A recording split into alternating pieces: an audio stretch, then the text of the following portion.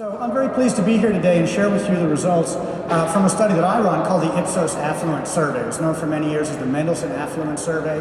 And for 40 years, we've been tracking the lives and lifestyles of affluent Americans. First, just a few basic definitions. We define affluent as the top 20% of the country in terms of household income. So that's 100,000 plus in household income. Then we also look at what we call the ultra affluent, 250,000 plus in household income. It's about the top 3 or 4% of the country. And then we talk about the wealthy, about the top 0.5% or so. That's 500,000 plus in household income. And so I'll return to some of those definitions as I go along. But first, I'm just looking at that question of, well, why do we focus on the affluent market? Well, back in the Depression, there was a famous bank robber named Willie Sutton. And when they finally caught him, they said, "Why do you rob banks?" He says, "Because that's where the money is." And increasingly, we've had companies in every category you can imagine come to us because the reality of today's economy is that the affluent are becoming more affluent. Anytime you talk about income concentration, wealth concentration, people say, well, it's kind of like Mark Twain used to say about lies. He'd say there are 3 kinds of lies: lies, damn lies, and statistics. And some people feel that when you talk about income concentration or wealth concentration, that, well, you can find data to support whatever your political point of view might be.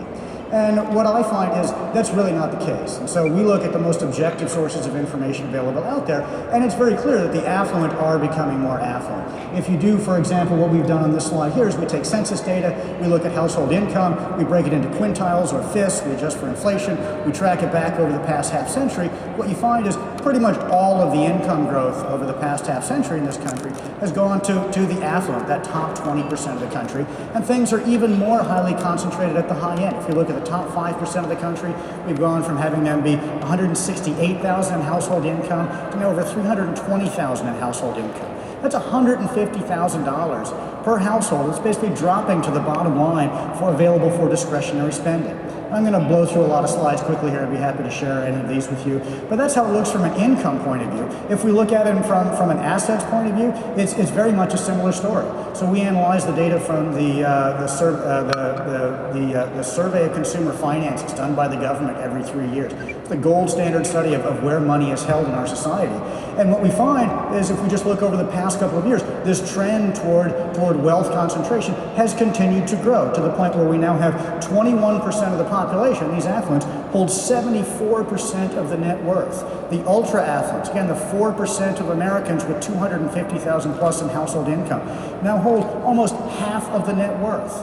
And if we look at it just on a more recent basis, just over the past couple of years, our headline in our Ipsos Affluent Survey has been expansion without dilution. More and more affluents, but often when a market gets bigger, as we see among affluents, where they've grown 8% in the past year, compounding 6% growth that we'd seen the year before, often when a market gets bigger, it gets a little bit more diluted in terms of the attractiveness of that market. And we're not finding that to be the case. Even though we have this significant growth in the affluent population over the past couple of years, we've really seen no change in terms of income levels, spending levels, influence levels, word of mouth. All of those jumped significantly from 2012 to 2013 and have remained at those elevated levels.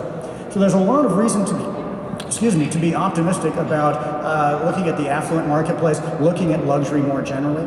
So if we couple that fact that the affluent market is getting larger with the fact they're becoming more economically comfortable, well, that starts to put into light why we're seeing a lot of growth in the luxury marketplace. Years ago, Abraham Maslow, a psychologist, talked about the hierarchy of needs. He said, if you're down there at the bottom, if you're just struggling for survival, you're just struggling to get by, well, it's hard to think about those things up at the top of the hierarchy, like personal growth and self-actualization.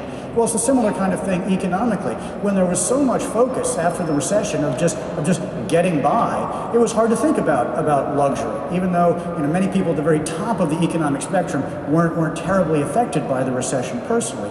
But now we're starting to see some real comfort that even mass affluents have with the economy, and we're seeing a lot of changes as a result. So we're seeing increase in luxury growth, we're seeing increase in interest in a lot of experiential categories, things related to food, wine, leisure time, spare time. Affluents are not only spending more when it comes to their leisure interests, but they're putting more emotional effort into enjoying their spare time. And if you look at the aging of the baby boom generation, starting to contemplate mortality, Well, baby boomers have always been a generation that have prided themselves at living at the top of this hierarchy. So you're going to hear a lot more about bucket lists and searching for meaning, and what are those baby boomers going to do when they become empty nesters? So we've seen a lot of growth in terms of interest in luxury. The other thing that I think is really, really interesting, before I start to talk about millennials in particular, is that the nature of luxury has been changing. So a lot of really interesting data up here. On the horizontal axis, what we did is we gave people a list of adjectives, and we said, well, what does luxury mean to you? So on the horizontal axis is to what extent people are saying, yeah, that adjective means luxury to me. And then on the vertical axis, we've got the trends over time. When we did this a couple of years ago, people said luxury means two things. It means high quality and expensive. Now you still see way out there on the furthest right, they say, yeah, highest quality, that's what luxury is all about. You got to look pretty hard to find expensive way down there on the lower left. So they no longer think that luxury has to be expensive. But there's some other really interesting trends going on up there.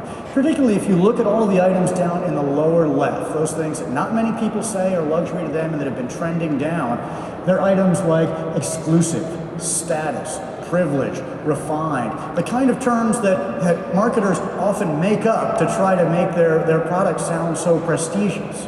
Now, what's going up? Well, items like rare and unique, which might seem like the flip side of status and privilege, but have a much more authentic kind of feel to them. The example I think is the classic is a Birkin bag, a $10,000 handbag from Hermes.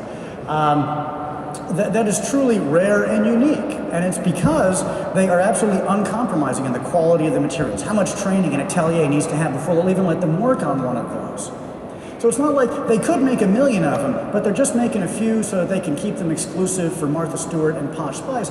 They're truly, authentically rare and unique. We also see trending up items like excellent reputation, excellent design. I think these speak to how technology is really changing how we think about luxury. We expect luxury to now be maybe perhaps a little bit less ornate, to be a little bit more minimalist and elegant, and often to have kind of a practical connotation to it that I think is, again, kind of a reflection of how technology has reshaped how we think about luxury. The other thing that we're going to see is that a lot of these trends are really very much millennial driven. In some ways, it's almost like luxury went away for a little bit after 2008. Before that, it was very baby boomer driven, and now it's come back with a very millennial driven kind of feel. We see that in some of the other questions we've asked about trends in luxury. So when we ask affluents, well, how do you think luxury has changed over the past 5 years? They talk about, well, I expect it to be a little bit more practical, a little bit more innovative. Perhaps it's not as formal. I love some of the words here. It's quiet and lush. It's not showy and over the top. And it used to be, again, they would think of luxury as the highest quality and expensive, and now they think of it as the highest quality. Doesn't necessarily have to be expensive. And that quality one is an issue, because when we ask consumers, well, how do you feel about the quality of luxury brands? They tell us that they feel that many luxury brands have diluted their quality over time. Again, from that same question, how do you think luxury has changed over the past 5 years? More and more affluents, and I think corners are being cut. It's being cheapened or outsourced, or obviously there was a Seinfeld fan who said shrinkage there. So although there's a tremendous hunger for luxury and for the highest quality, increasingly they're having questions about that. And so you're going to see more and more due diligence, more and more research, really looking very deeply at the level of quality that goes into a product. So if we think about, again, how luxury changed, in 2004, 2005, when there was a huge boom in luxury, you had many mass affluents focused in the luxury market, even upper middle class consumers who felt like they were going to get rich, acting like they were rich. Today, it's a very different kind of mindset. So when the recession came along, well, there was always the expectation that luxury would be exceptional quality. The recession came along, well, we want it to be a little bit more subtle, a little bit more understated. There were stories of women walking out of Bergdorf with their purchases in a brown paper bag. Also, the notion of value became an important part of the luxury equation. It couldn't be a spendthrift kind of thing. Personal meaning. It's less about a classic luxury badge and more about what does it mean to me? Does it fit into my life and my way of thinking about things? Design and functional elegance. And again, when we think about how millennials changed how we think about luxury, the notion of something that's unique, of having the social cred of having discovered something that's new and unique. So given